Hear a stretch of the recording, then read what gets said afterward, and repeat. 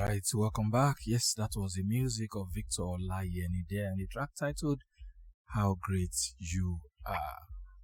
All right, as usual, we'd like to acknowledge our Maker, acknowledge God for His generosity. It's out of His mercy and His generosity that we are on this side of eternity.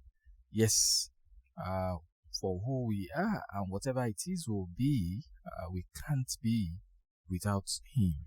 All right, that's why we would always acknowledge Him on this program. All right, thank you for tuning in. If you just tuned in, the program is Sincerely Men, and we are looking at the topic legal marriages and its benefits, part 2. Legal marriages and its benefits. I won't go over all of what we discussed last week, but I'll just do a very quick recap. I asked some questions just before we went on the quick music break. Are you legally married, or you have an arrangement? Do you think that your marriage is a legal one? Well, for purpose of those who were not part of this conversation last week, a legal marriage is any marriage or union between two people, male and female, that their union is recognized by law.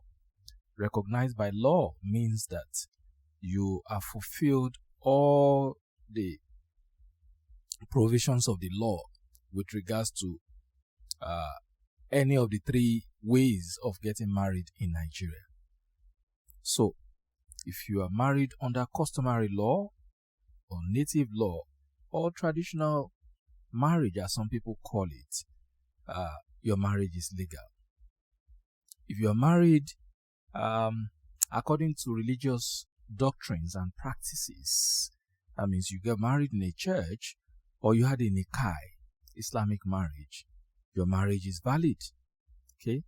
And then lastly, if you went to the registry, okay, and you, of course, observed the due process and you obtained a marriage license, okay, from the registry, your marriage indeed is valid. So those are the 3 ways by which one can obtain a legal marriage in Nigeria.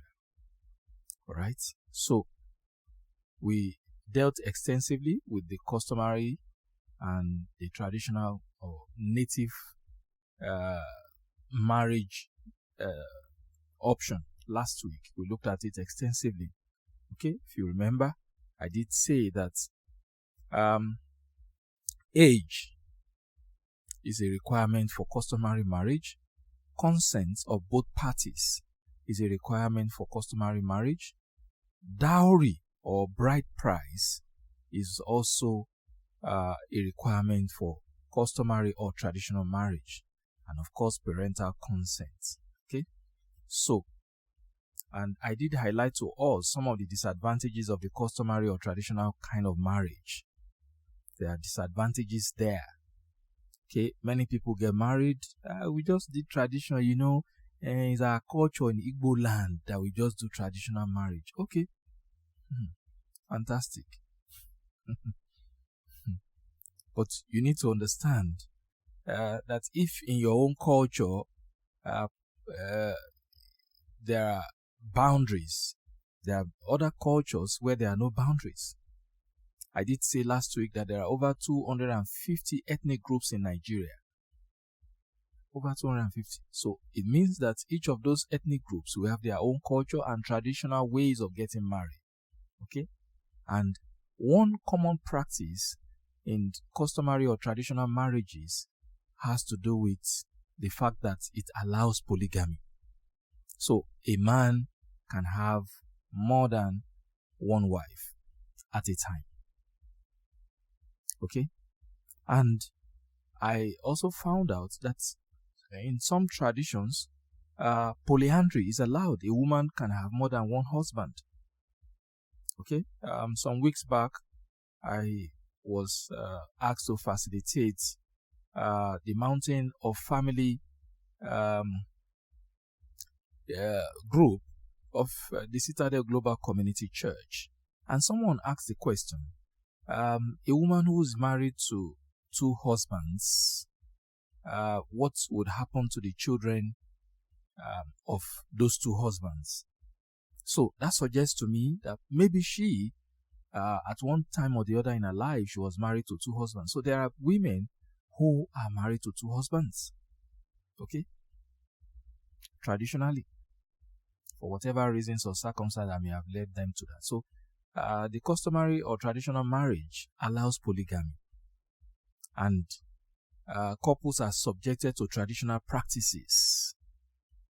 Okay? You won't know the implication of the traditional marriage until you lose your spouse. When you lose your spouse, especially if you are a young widow or a young widower, you will understand what I'm saying. I once had a conversation with a man who actually wasn't legally married to this lady. Okay? He told me the story himself. He wasn't legally married. They both lived together. They were living lovers. Oh, I didn't define what an arrangement is. Okay, I'll come back to that story. So, a legal marriage is a union between two people who have observed the necessary requirements of the law to establish their marital union. Okay? An arrangement is a situation of convenience where two people have chosen not to observe the necessary requirement of the law. Instead, they've chosen to live together. That's an arrangement. Your parents may know about it. Your father or your mom may know about it. It doesn't make it a valid marriage. It's an arrangement. And sometimes even your family members may not even know. You just moved down to Lagos with the man who has promised to marry you, or you were impregnated by your lover, and rather than carry the shame of being pregnant outside of wedlock, it's better you go and even be living with the man. Some people take that option. Let me just go and live with. After all, he has impregnated me. So, if wedding happens, good. If it doesn't happen, at least I'm staying with the father of my children or the father of my unborn child. So you can see, it's a union of convenience. It's not a legal marriage. Now, there are people who take this route or this option, and unfortunately, they didn't bother to even regularize their union. So, you probably are listening to this conversation and you are 5, 10, 20 years in marriage already. No dowry was paid. In fact, at the time you were going to move into this man's house, your parents were against your going to his house. In fact, your mom was against you getting married to this woman. But somehow, both of you have lived for more than 5, 10, 20 years. You have children already. But you don't have a legal marriage. All you have is an arrangement.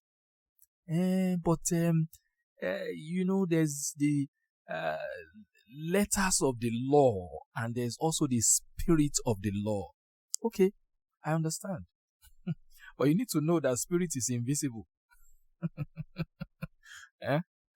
Spirit is invisible. And spirit is subject to the opinion of men. All right? I'm not talking about the Holy Spirit now. I'm talking about, that human part of us when we want to make judgments. I won't forget the story of a pastor friend of mine who is a judge in the UK, and somebody committed a crime and they brought this guy before him. Okay? So, after having examined the entire situation about the offense he committed, he said, going by the law of United Kingdom, this pastor friend of mine who is a judge in UK is a Nigerian. He said, after having examined the offense of this guy, what the UK law says is that he should go to jail. He said, but while I was reviewing his case,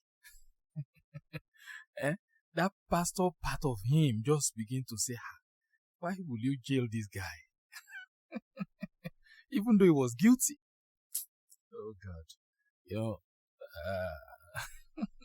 So that's where the spirit comes in. The letter of the law is that the guy should be jailed. But there's also the spirit of the law where, judges or lawyers want to look at, okay, can we, he's a first-time offender. They're already looking for soft landing for you. All right, that's by the way. So, you can have an arrangement and you can have a legal marriage. But you see, there are a whole lot of disadvantages for people who just have an arrangement. If you are not married legally, you will put yourself at a disadvantage. Now, let me go back to that story. This man started living with his lover, or his lover started living with him. Unfortunately, barely about a year or thereabouts, she died. Oh God. He told me that because of the tradition of the part where this lady is from, one, he was guilty of offending the gods in that he started, their daughter started living with a man that was not married legally to her. So there's a fine for that. Number two is that when the daughters of these people from this part of Nigeria dies, especially a young lady, the requirement is that he was meant to sleep in the same room with her corpse for 3 days. A Yoruba man. He said he had to sleep in the same room with that corpse for 3 days. With her corpse. He wasn't the one who killed her. She was sick and she died. So, find out the traditions and the customs of the man that you are dating. Those of you that are still single.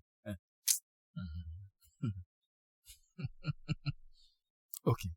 So, traditional or customary marriages, you need to understand that it allows polygamy. Couples are subjected to traditional practices of that area of the country where your partner is from. And then there's a possibility of you not having a marriage certificate or a marriage license. Because except you are from traditions or families or areas where they already have established protocols when someone gets married to them traditionally. But most times, people who just do traditional marriages don't have marriage certificates. And there have been cases. You won't know the importance of this marriage certificate until you want to obtain a visa. Go and tell the Oyinbo man, or tell the person who wants to, the ambassador or the people who work on the embassy, that you are married, and they ask you for marriage certificate, and you are making reference to the part of the country where you are from. They won't even listen to you. So you are seeing the defects with that now. All right? I've seen people who face this challenge. How do you have a change of name to your husband's name when you don't have a marriage certificate? You see another way by which you shoot yourself in the foot. All right. Now, finally, customary or traditional marriage often are discriminatory against women. There are all manners of traditional, or customs or customary things that really does not dignify womanhood. You hear a woman has no right of inheritance from our family. Okay? I told us the story last Sunday and 2 Sundays ago of a business partner of mine who died last year, and his wife, I was told, barely just last month, was asked to leave by the family because she didn't have a child for the man till he died. So, If a woman doesn't have a child for someone, the family can kick her out. Now, if a woman doesn't have a male child, some traditions also are not fair to women and womanhood. They kick you out. It doesn't matter how many years you've been married. You are not recognized as their wife. Say, you know, get me, and I just get the bone, I get. They will kick you out. So, you see, how about inheritance? Say a woman cannot inherit their father or their father's properties. There are practices like that still in existence in Nigeria. Then how about the right of the woman to remarry? They say, no. In this family, you must marry your husband's younger brother. I've seen women faced with these challenges over time in counseling. Say, my husband died last week or last month or 3 months ago. My husband's family on my neck could say I must marry his younger brother, and this guy is so ugly. In our tradition. After all, you have become our own. So the woman is seen as a personal property, not knowing that according to Christian principles of marriage, your union with your husband is only valid for as long as both of you are alive. Even according to Marriage Act of Nigeria. All right, chapter 2218, 1990, Law of the Federal Republic of Nigeria, 1990. For as long as both of you are alive, the marriage subsists. But once one party dies, that marriage ceases to exist. All right, and as a result of that, whatever right that family has in the life of that woman ceases. Not many women understand their rights.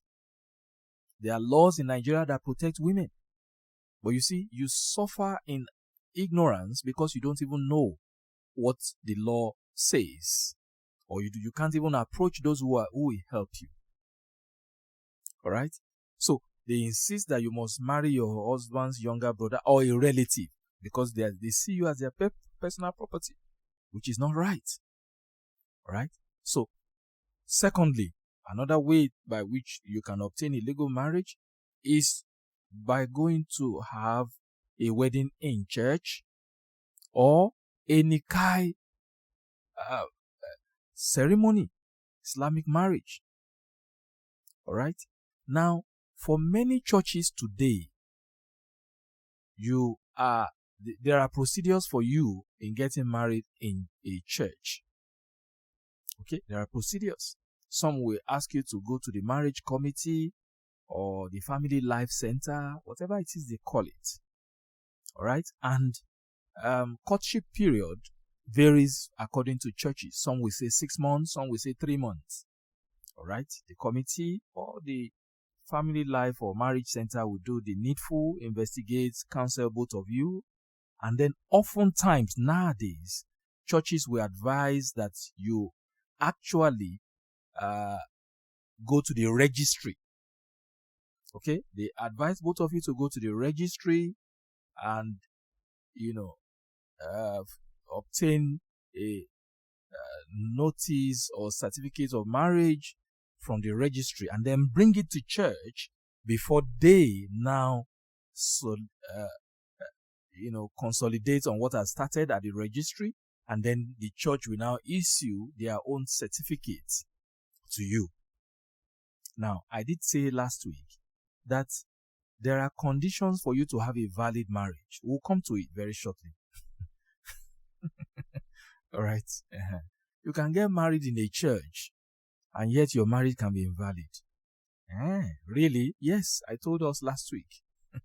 Because it is not all churches or religious houses that are licensed by law to conduct marriages. Not all religious houses. So you need to first find out, is your church, that religious house you attend, or mosque, do they have the license to issue or to conduct marriages? If they don't and you do, your marriage is invalid. Now, as a minister, whether a pastor, afar, whatever it is, if you join people together and you are not licensed to so do, do you know there is penalty for it? That you go to jail for that? Okay. All right. We'll come to it very shortly. All right. Okay. So, so that's Christian marriage. Okay. Now, for those who want to get married according to Islamic practices and injunctions, okay, nikah, there are also procedures that the Islamic sect would give to you, and the practices of each of the sect varies depending on the sect affiliation and their understanding of Quranic injunctions with regards to nikah. All right. Many Islamic centers or sects would, conduct nikah according to Quranic injunctions or hadiths. Hadiths are the sayings and the teachings of the Prophet. Okay, so the two, where there's a gap from injunctions as stated in the Quran, the hadith comes in. That's how it's done. Okay, and then you go through the necessary rites, and the two of you are pronounced husband and wife.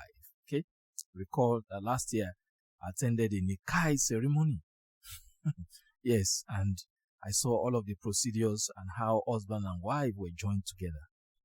Now, we need to understand that if you get married according to Islamic rites, you need to understand that the religion permits polygamy. I've seen women come to me for counseling. Hey, my husband is about getting married to another woman. We are Muslims. I say, did you not know before now? Olale coming. Oh, you seen another woman, and then you start running temperature. Your body blood pressure start rising. Understand the religion that you practice and its laws around marriage.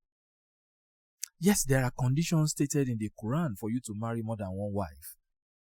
Those who have sound Islamic knowledge or sound Quranic knowledge, they know that those conditions are not easy conditions. All right, but men, we usually want to find a way around any just to fulfill our ego and to also fulfill our lustful desires. Some people go into polygamy because of lustful desires. You'll soon find out that you'll be shooting yourself in the foot. You tell me how you can maintain equal love between two women. Or you don't know that's what is stated in the Quran. Ability to maintain equal love and care. Even one self you can't cater for. You go and put your head into two. Anyway, so for those who want to marry according to the Christian doctrine, you need to know that generally Christianity promotes monogamy. Christianity promotes monogamy. Marriage of one man, one woman at a time, for a lifetime. Okay? You read that in 1 Corinthians chapter 7. Apostle Paul did in his letter to the church in Corinth, stated it there. One man, one wife.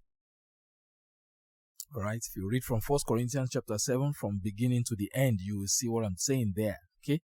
So, except for some Orthodox churches that permit polygamy, the general rule in Christianity is one man, one wife. And those Orthodox churches that permit polygamy would make reference to the Old Testament. They will tell you how many wives did Abraham, father of faith, how many wives did he have? 2. How about Solomon? In fact, Solomon was so Kai. Solomon. He was a record breaker. He was a record breaker with regards to women. But see how his life ended. One of the easiest ways eh, to change yourself and shorten your lifespan is polygamy. You should change yourself and shorten your lifespan quickly. Otherwise, how would somebody that is acknowledged to be a wise man, Solomon, be married to 300 women and 700 concubines? And he was warned, 1,000 women. Eh? He was a record breaker. And there are people like that. Okay, so go and look at the life of Solomon and see how his life ended. He ended badly. Terrible. Okay? So, there are various or variable practices of denominations, even in Christianity, that governs marriage. Now, finally, registry or court marriage. So, what the law says, if you are getting married according to the Marriage Act, is that you are expected to approach the marriage registry in the nearest local government to you. So you go to the marriage registry where you obtain a form. The people there will attend to you. They will ask you to bring your passports, okay, passport of both of you, and then a notice of marriage will be placed on the notice board for 21 days. Okay, usually all of that arrangement should end within 3 months, but within 21 days, notice will be placed so that members of the public can see that XYZ and ABC are about to get married in within a certain period of time. So there are procedures also for it. Okay, so a notice of marriage is displayed for 21 days. That's within the 3 months on the notice board of the different marriage registry. You also need parental consent if you are less than 18. Okay, but if you are more than 18, that's fine. Then thereafter, the couple's names are written in the marriage notice book after 21 days. You need 2 witnesses if you are going to get married. If you are going to celebrate your marriage at the marriage registry, you need 2 witnesses. Okay? Now, what I observe with you getting married at the registry is that dowry is not compulsory. Okay? However, if your in-laws are asking for dowry, please give to them. Even if you just want to get married according to the Marriage Act, okay, by going to the registry. All right? Give your in-laws what they want so that you don't start unnecessary warfare too early. All right? If your in-laws say this is what they want, please give them what they want so that you can have peace in your matrimony. All right? Continuing now, court marriage and registry. It's a lot easy to obtain a court marriage or to have your marriage celebrated in a marriage registry. So that's why I tell people, say, I actually intend to get married, but I don't have money. One of the easiest ways by which you can get married is to go to the marriage registry. All right? With less than 40, 50K, it's all sorted. Huh? It's sorted. So, why would you allow 40, 50K to, discourage you, or why would you not pay 40, 50K to have a valid union instead of you being living lovers? Why? I told us that there are practices that are alien to our culture. Living lover, totally alien. Go and live with someone that you're not married to, and you start rearing or raising children from that kind of arrangement. Okay. So what happens to children that are raised by parents that are not legitimately married or legally married? That was a question that woman asked me. Married to 2 husbands. So I did say to the audience and to the woman that asked the question that your union with the 2 husbands are illegal. Alright? If you have the Christian faith, you are not expected to be married to 2 husbands at the same time. Number 2, the children that you have had for those men at different times, they are not illegitimate children. Really? Yes. There's what is called the Child Right Act in Nigeria. That is the act that makes every child a legal citizen and a bona fide child. So there's nothing like this boy or girl is a bastard. The Nigerian law has totally expunged that word bastard from every child that is born even outside wedlock. So you are not a bastard. I've had people come to me to say, well, my mom told me that she had me for my dad, for a man, outside wedlock. And so you are feeling inferior and you are feeling sad. Hey, you are not a bastard. You are not. My mom gave birth to me. A man impregnated my mom, and then now she's married to someone else. And then you think and you've been feeling that you are a bastard. You are not a bastard. All right? As far as the laws of the Federal Republic of Nigeria is concerned, you are a legitimate child. All right? So it is your parents that may be illegitimate. Their union, illegitimate. But you are not a bastard. Neither is your birth an illegitimate one. All right? I hope that makes sense to you. You can check the Marriage Act, the Child Right Act, and see what I'm saying there. Okay? So, for those who want to marry according to the Marriage Act, I'm talking about the Marriage Act, both first schedule and second schedule, Marriage Act, Chapter 218, Laws of the Federal Republic, Laws of the Federation of Nigeria, 1990. Okay, that's where all of what I'm saying is. All right, so there are procedures and there are things you need to do. Okay, but there are aspects of the law I want to emphasize because of time. I need to emphasize some aspect of the law so that you know. Okay, so one major thing after you have obtained witnesses to celebrate your marriage at the registry is that the marriage registry will issue a marriage certificate or a notice of marriage will issue to you as intending couples, which you take back to your church. Usually the question will be asked, are you getting married? Are you having your marriage celebration in a church or in a mosque? Or you want to actually end your ceremony here in our own office? They usually will ask you that question. If you say yes, you want to end it all in their office, fantastic. They will conduct all the ceremony and that's it.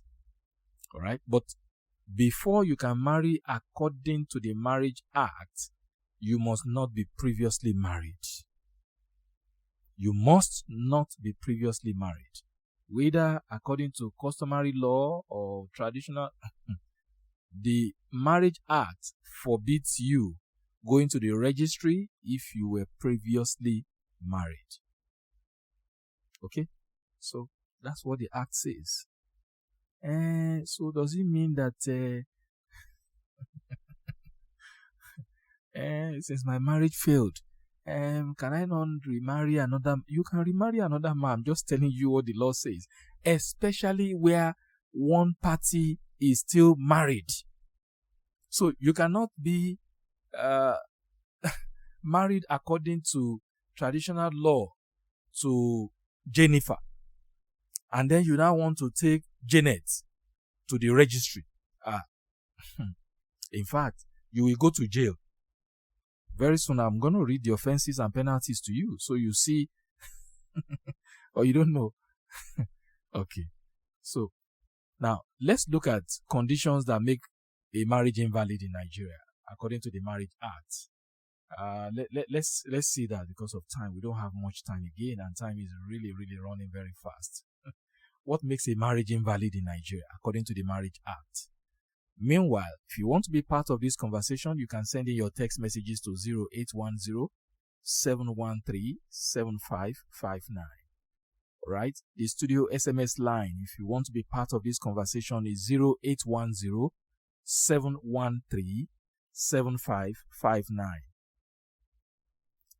I didn't say call that number. Is the studio SMS line. So if you have a question or contributions to make to this conversation, send your text messages to 0810 713 7559. All right. Once again, the studio SMS line is 0810 713 7559.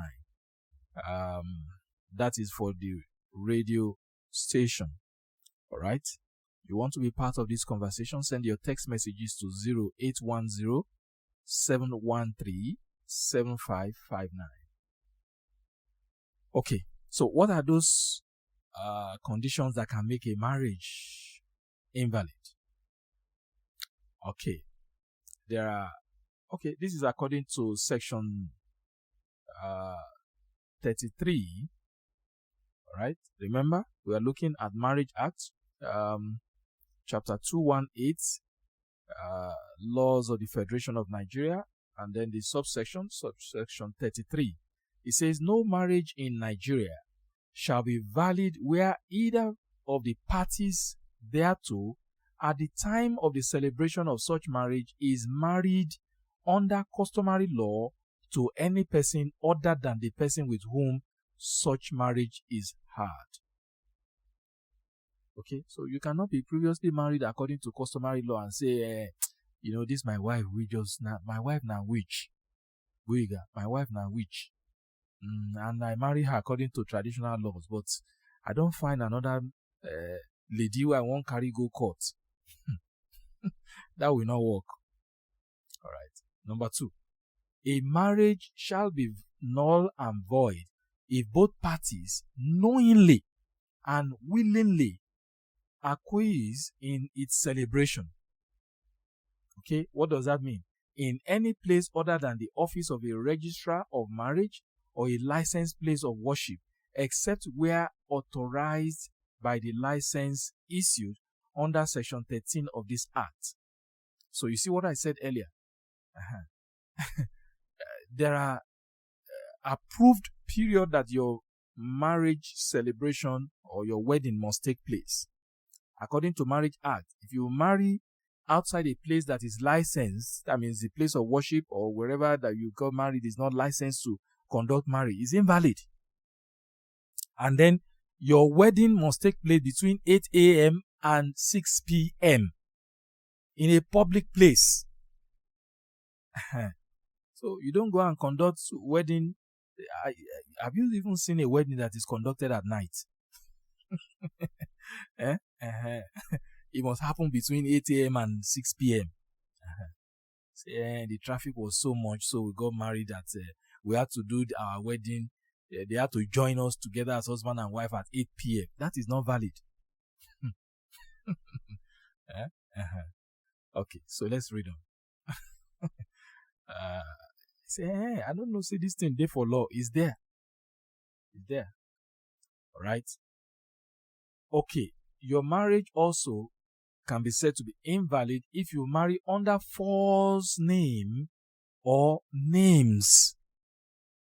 In the village, the name they know you, your family members, the name they know you is different from the name that you told your girlfriend or your boyfriend.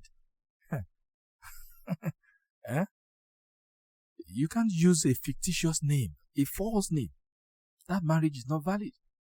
It must be a name that everybody knows you by. All right. Now, if you marry also without a registrar certificate or notice or license issued under Section 13 of this Act, you see what I'm saying? What I said earlier. No marriage certificate was issued previously. You are not married. It's not valid. Okay. By a person not being a recognized minister. Okay. So I've talked about this. Those who are not licensed to join husband and wife together, if they join you, now illegal joining, you are not married. All right. Let's see. Okay. Any person, finally, section 35 now. Any person who is married under this act or whose marriage is declared by this act to be valid shall be incapable during the continuance of such marriage of contracting a valid marriage under customary law. That means you cannot be married according to the Marriage Act by going to the registry. Then after some few years, so you now want to go to the village and say, the king of my town has given me a chieftaincy title, and along which they are giving me a young girl, a virgin, to marry. You can't. The Marriage Act does not permit polygamy. You see the reasons a number of churches, especially Pentecostal churches, will insist that you go to the marriage registry, because the marriage registry will curtail your excesses and restrict you by law. But is it really a restriction? Anyway, that's the conversation for another day. Are there no people who went to registry and yet they still have more than 2 wives? Well, okay, so what are the offenses and penalties? Because of time, I'll just, you need to know offenses and penalties with regards to, you just think you can just run your marriage anyhow. There's law in this land, though. You don't know. Just last week, a young man was sentenced to death by hanging. What did he do? A young lady was looking for job. 21 years old boy. A young lady was looking for job. He did not only rape her, he also killed her. So there's law here. All right? So, what are the offenses and penalties? Now, Section 39 of the Marriage Act says, whoever being unmarried goes through the ceremony of marriage under this act with a person whom he or she knows to be married to another person. Now, somebody who is a married man or a married woman, you now go and marry that person. See what will happen. The law says you shall be liable to imprisonment for 5 years. And you see, I just want to marry. Whether the man is married or single, it doesn't matter. If the man and his wife were married according to Marriage Act, that means they went to registry, you will go to jail for 5 years. Section 40. Whoever in any affidavit or declaration, certificate, license, document or statement by law to be made or issued for the purpose of a marriage, declares or enters, satisfies or marriage, states and material matter which is false. Okay, so if the information you give at the time when you are going to get married to someone is false, and you do so without having taken reasonable means to ascertain the truth or falsity of such matter, you are liable to imprisonment for 1 year, or shall, if he does so knowing that such matter is false, be what? Be liable to imprisonment for 5 years. So, Section 41. Whoever endeavors to prevent a marriage by pretense. Now, this has to do with parents. I don't want my daughter to get married to this man. And then, oh God, somebody shared a story with me one day. They prepared to attend a wedding somewhere in Lagos. And then the bride disappeared. So, people were already gathered in the church. They were waiting. Husband has appeared there. They couldn't find the lady. Eventually, time for church service came and gone. It was later that the story filtered in that the father of the bride refused to let her daughter to go out of the house. I said, you are not getting married to this man. And so he locked the door. Eh? If you withhold your consent as a father or as a mother, you will go to jail for 5 years. Really? Yes. Let me read it to you so you know. Especially under flimsy excuses. All right. Whoever endeavors to prevent a marriage by pretense that is consent thereto is required by law, or that any person whose consent is so required does not consent, or that there is any legal impediment to the performing of such marriage, shall, if he does so, knowing that such pretense is false, or without having reason to believe that it is true, he be liable to imprisonment for 2 years. So, daddy, mama, you go to jail for 2 years. So you need to know. Section 43. Whoever being under a duty to fill up the certificate of a marriage celebrated by him, or the counterfeit thereof, or to transmit the same to the registrar of marriages, willfully fails to perform such duty shall be liable to imprisonment for how long? For 2 years. That means as a minister, you have joined 2 people together and then you refuse to issue the copy that will go to the registrar of marriage. You go to jail for 2 years. Okay? Time is not our friend. Okay. Okay. Section 44. Whoever personates any other person in marriage, or marries under a false name or description with intent to deceive the other party to marriage, shall be liable to imprisonment for 5 years. That means at the time of courtship, you deceived somebody to marry you. Someone had a conversation with me sometime last month, and she said she didn't know that the man that she courted for 3 years before they got married 7 years after was a married man. She said she didn't know. So she had that relationship with this man for 10 years. And they have been married for 7 years. So recently, the man and his wife were reconciled, and the man went back to his wife. So she came to me and said, Egbami, the man I was married to is a married man. So she didn't know. Now, oftentimes, people don't explore the court of law. If you go to court, that man will go to jail for 5 years. He'll go to jail. But you say, okay, let's leave everything for God. Let's leave it in the hand of God. It is well. It is well.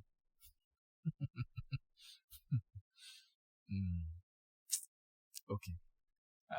Okay, let me take 2 more. It's a lengthy law.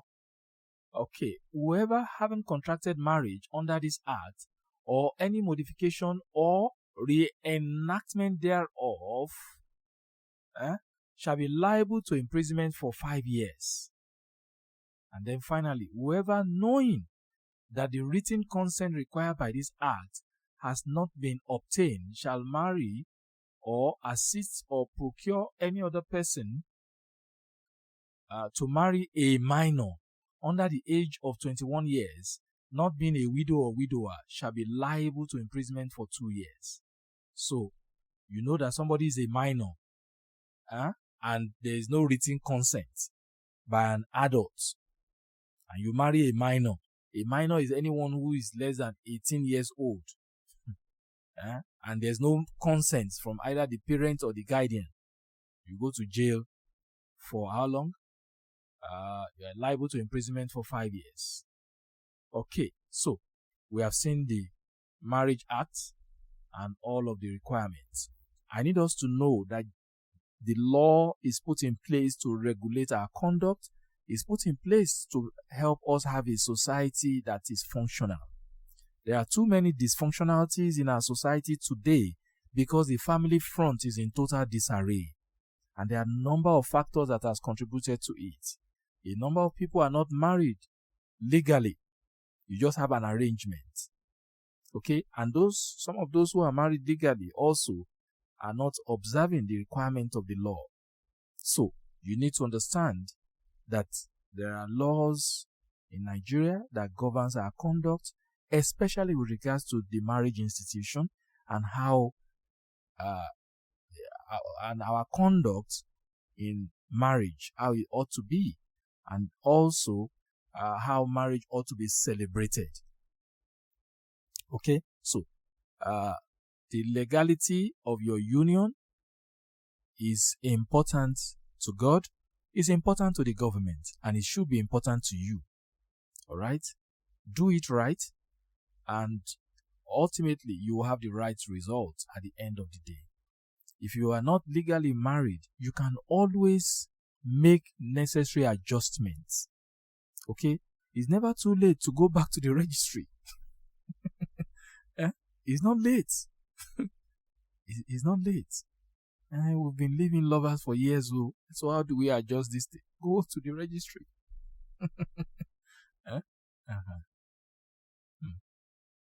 Now, what it will do to you if you do so is that you are going to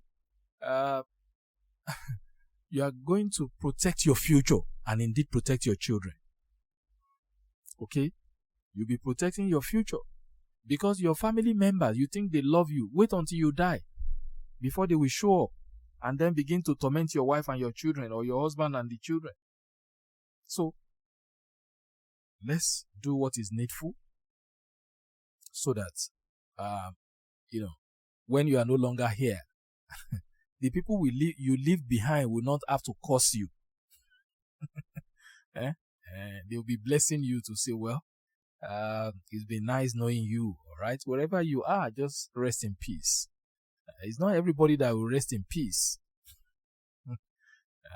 Not because. But the choice really is ours. You want to rest in peace? You have to follow peaceful processes and procedures so that ultimately you can rest in peace. And then the legacies, or your legacy, what you leave behind, will not be in ruins. All right. So, stop this habit of conducting marriage the way you like and saying, how I won't do and be this. No, it doesn't work that way. All right. And if you were pregnant outside of wedlock, don't allow shame to drive you to submit to practices that are unhealthy, either spiritually unhealthy or morally unhealthy. Okay?